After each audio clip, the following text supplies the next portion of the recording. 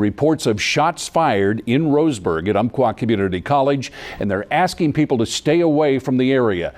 Walking around here in Roseburg today, you can see the hurt on the faces of many in the community. Well, the Harney County Sheriff has met with some of the protesters at the Malheur National Wildlife Refuge, asking them to end their occupation peacefully. Witnesses say the tornado touched down just beyond this tree, blew the tree over, tore windows out of this house, then came across the street, blew this barn apart before moving into downtown Almsville, going straight through town. In the aftermath of the Umpqua Community College shootings now 1 week and 1 day ago, the President of the United States coming here to Roseburg for the stated purpose only to meet with the families of the victims.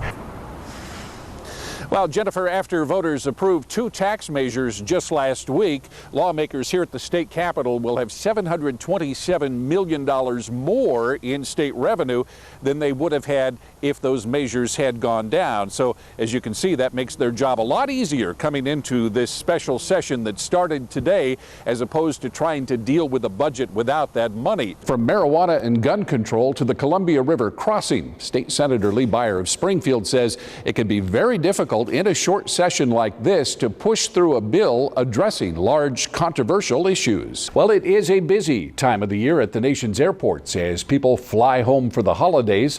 The weather is creating a challenge in some parts of the country. Storms are causing problems from the Gulf Coast to the Northeast. We've had drizzle and rain off and on all day in the Los Angeles and Pasadena area. Nothing for we Oregonians to worry about. 71 years after the attack on Pearl Harbor, the memories of what happened on that day live in Howard Luckham. It is his hope that those events will be long remembered after he and the other survivors are gone. I'm David Walker, KVAL News. Thank you for joining us tonight. That new economic report is bullish on Oregon's economy, and it shows construction and home building are helping lead the way. We were about directly west of Almsville on I-5 when we caught the first reports of a tornado. Well, we took off at the next exit. 10 minutes later, we were in downtown Almsville, the first TV crew on the scene. The tornado ripped downtown Almsville to shreds around noon, and in the aftermath of the twister, people spilled into the streets trying to understand what had happened here just minutes before. I was talking to my buddy, and I saw a stream of stuff coming down the street about 200 miles an hour, and then I looked out and I said, dude, we're having a tornado, and those telephone poles were swinging back and forth. A transformer exploded. There are buildings gone. I looked out and I saw like a movement of just this huge wind, and it picked up and it hit that house and that tree, and it was just swirling like in the middle of Main Street.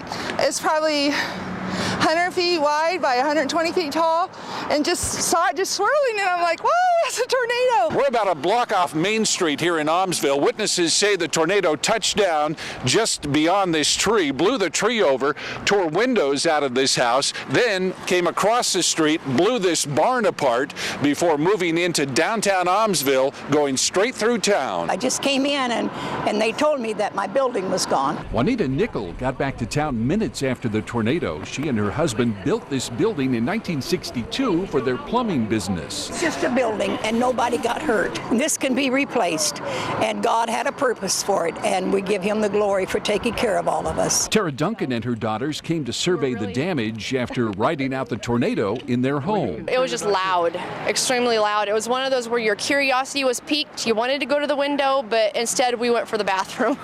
So we didn't want to be near an open window. Jackie Jones and her daughter ran to the middle of this house looking for protection. They were just off the path of the tornado. Oh my God, we were in the house and it just started flurrying around. We were just scared. Things started falling on the house, that big tree out there scared me to death. But a lot of frightened people, you know, particularly worried about if there might be another one behind it. But everyone was so grateful when they found out, you know, their friends and their families were safe. Now, today in Pasadena, we had a chance to go out to something they call Band Fest, and they put on quite a program, all of those bands getting a chance to perform, and it was quite a show today. And I'll tell you what, one very special band stole the show. All of the kids in this marching band can march. They all can play music. and they all are blind. It's not difficult. You just have to pay close attention to what's going on. 14-year-old Whitney Bryant plays drums in the Ohio State School for the Blind. You can't get unfocused. You have to stay focused all the time.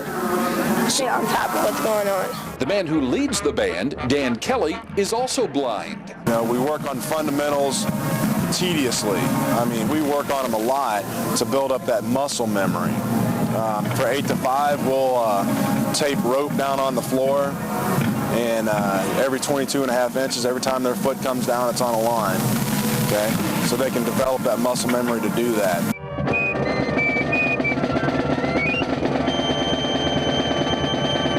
Each of the marchers is paired with a marching assistant who acts as a guide and a safety net. This band from Ohio is billed as the world's only blind marching band.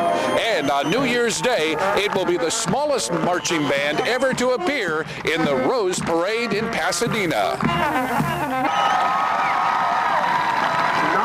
If the response from this crowded band fest in Pasadena is any indication, they'll be a big hit. I said, every time you perform, I want you to do the best you've ever done.